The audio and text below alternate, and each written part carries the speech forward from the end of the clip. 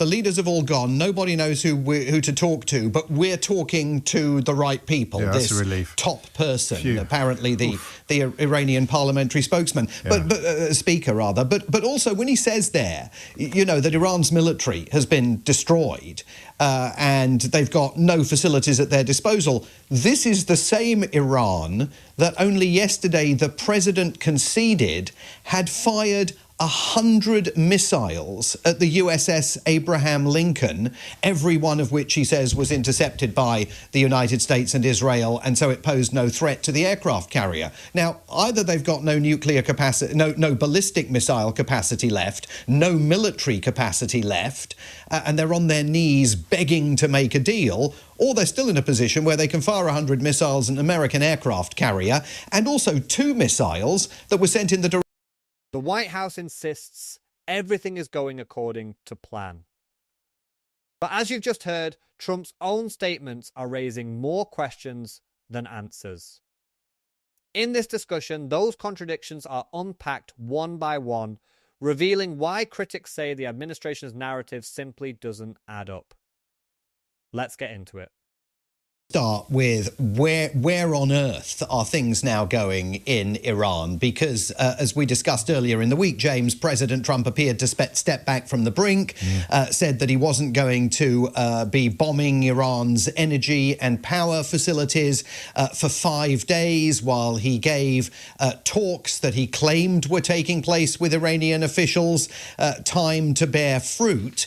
The Iranians, of course, now on an hourly basis are mocking him. I mean, insisting that there are no negotiations occurring. They, of course, could be lying, but absolutely poking fun at him by saying that President Trump is negotiating with himself. And Iran's military spokesman today saying that there are no circumstances under which anyone from the Iranian regime is going to come to terms with President Trump.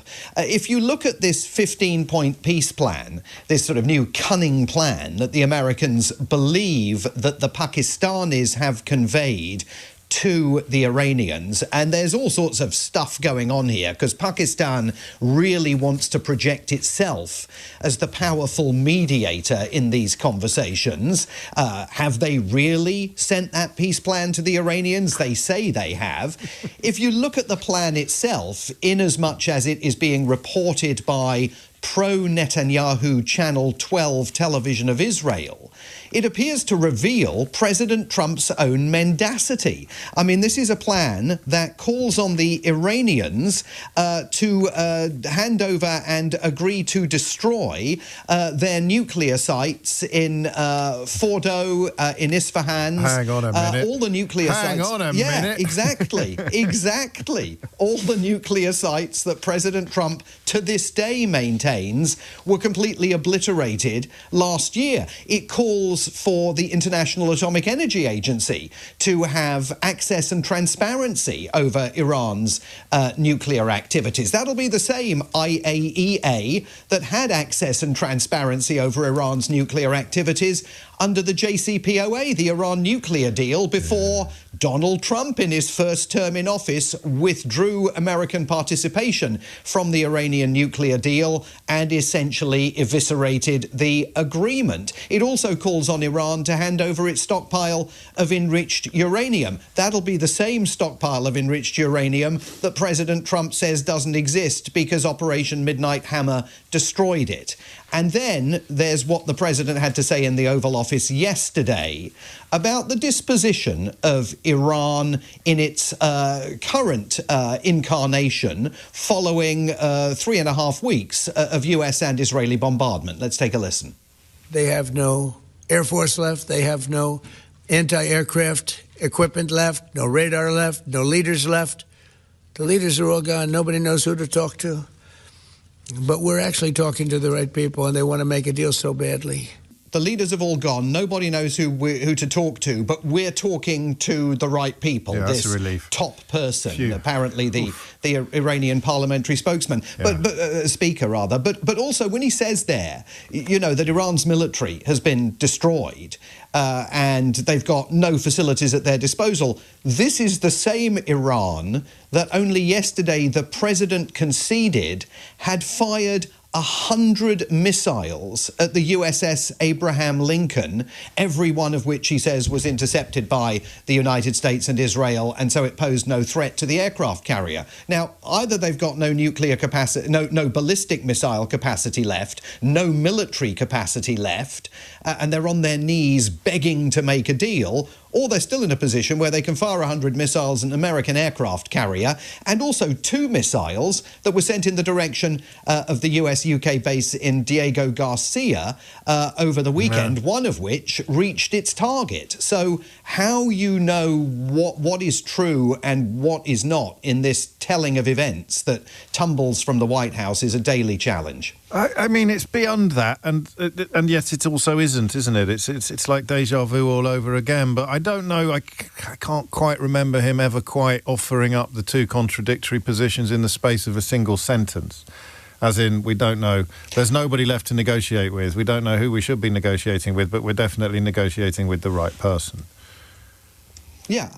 I mean, it's extraordinary, and extraordinary also with the comments in the Oval Office yesterday of the man who is essentially, by the day, becoming the American version of Baghdad Bob.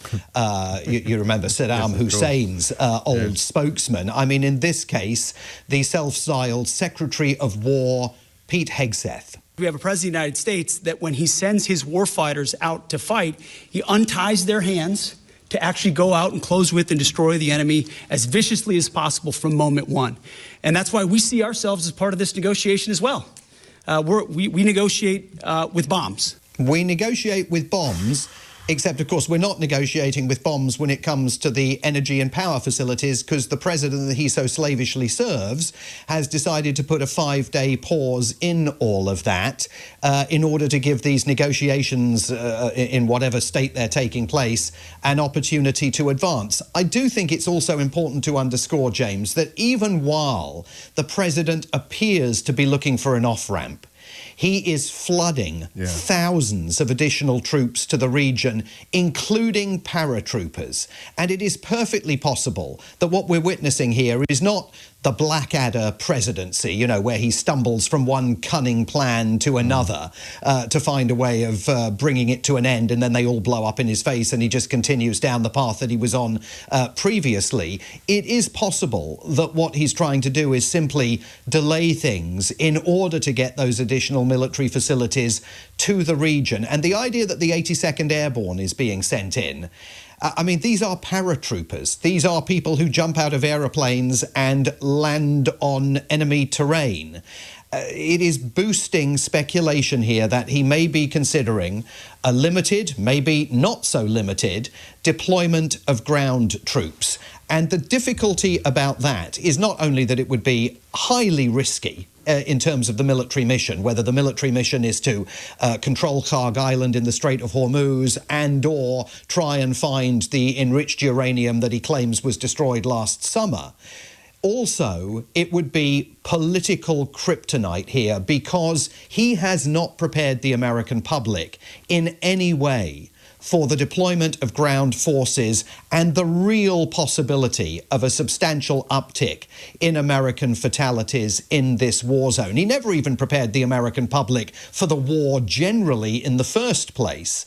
But the idea that he's sending the 82nd Airborne in is either a psychological pressure point designed to force the Iranians to the table, or he's really got a plan to escalate. Yeah, I mean... Yeah, well, a table that they're already at, that they were at in Geneva. Exactly, that they were at in Geneva. So you can't rule anything out, up to and including the idea that he'll launch another US-led Middle Eastern war in direct contravention and ignorance of all the lessons that were learned last time a US president did that. Here's a couple of things. I mean, if we were betting men, the idea that they'll sign something that is very similar to but not quite as comprehensive as the JCPOA and that Trump will just do a lap of honour, claiming that he's done something incredible that Barack Hussein Obama, because he always says Hussein for racist reasons, as you know. Barack Hussein Obama's deal was rubbish, which is why I torched it, so now I've got one that's much better, and everyone will know it's not better, but no one will tell the emperor that he's not wearing any clothes. That's a realistic outcome. I would suggest possibly more realistic than him actually going, because unless you can get the mines out of the Strait of Hormuz, it doesn't really matter what happens on the Iranian mainland or on the island, the Karag Island. The question I'm frightened of asking you is whether there is now anybody in the room telling him the truth. Oh, I don't think so. Not No. one person. I mean, with a singular... I think it's possible that Marco Rubio occasionally tells him the truth, and I think it's possible that J.D. Vance occasionally He's intercedes. gone very quiet, but hasn't he? Not... Yeah, well, very, very quiet, because he's hoist on his own petard, Yeah. because in 2024 he said there were no circumstances under which a new Trump administration would invade Iran. It was for the regional allies to deal with. It was an ocean away. It doesn't matter to us.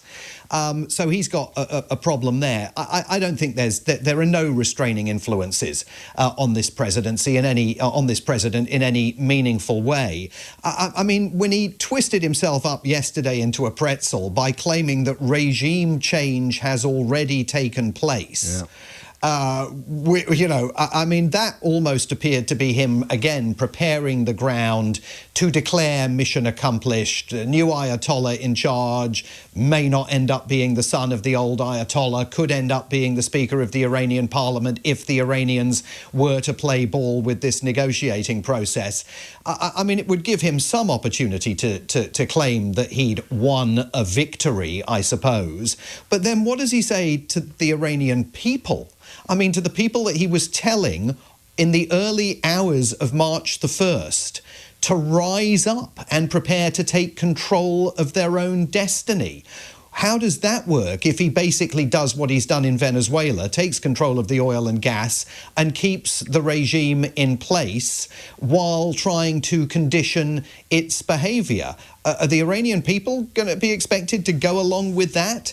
It's going to become incredibly difficult. The only advantage to him of that would be that he would be able, in some fashion, to withdraw and try and start focusing on the domestic issues that he urgently needs to focus on ahead of November. Finally, the mail-in, the Florida voting scenario, which again defies analysis, really, but here we are trying.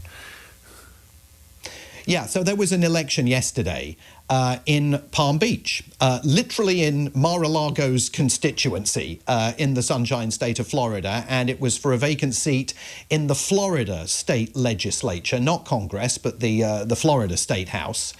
And there are two interesting aspects to this story. First, the most important aspect of this story is the Democrats won it. Yeah. A solidly Republican seat. They turned it over.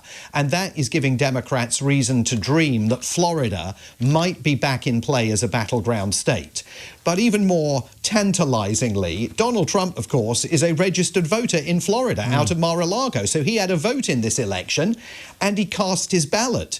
But he didn't show up in person. What? He did it by postal vote. But surely not. Postal vote. But that's the end of the world as we know it.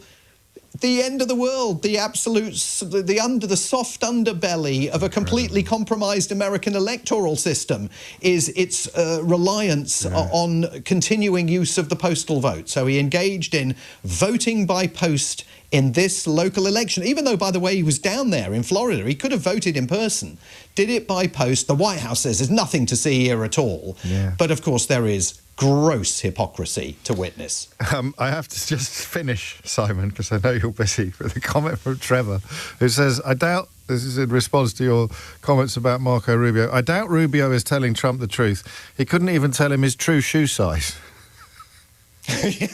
Yes, those pictures are fantastic. Fantastic. Whatever your views on Donald Trump or the conflict in Iran, one thing is clear. When the public is presented with conflicting messages from the same administration, trust inevitably comes under pressure. In moments like these, the real challenge isn't just understanding what's happening overseas, it's figuring out which version of events deserves to be believed. But what do you think? Are these genuine contradictions, or is there a strategy behind the White House's messaging? Let me know your thoughts in the comments below. If you enjoyed this analysis, don't forget to like, subscribe, and I'll see you in the next one.